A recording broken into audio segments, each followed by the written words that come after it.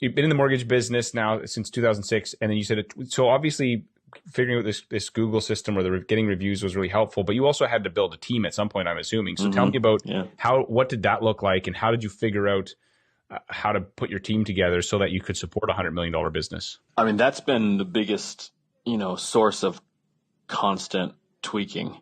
So getting the right people in place is incredibly difficult. So here are the things that as a team leader, you have to consider when you're going to add somebody on your team.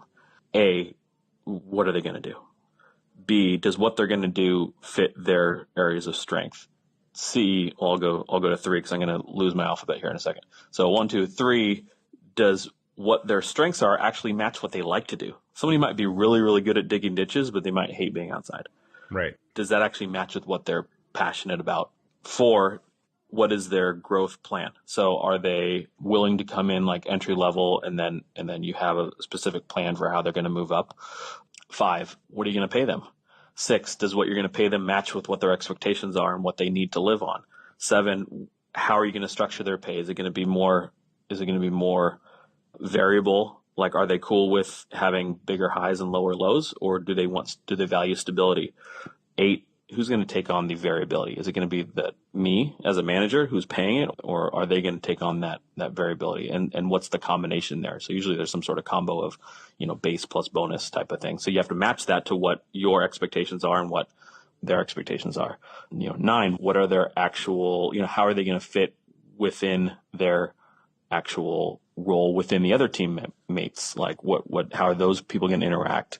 10, are they a good culture fit? That should have been number 1. Like, is it like, who are you actually hiring? Are you bringing them in? Is it going to be fit well within the team? Are they going to play well with others? 11, does what you're paying them and how they fit and everything, does that work for where your team is going?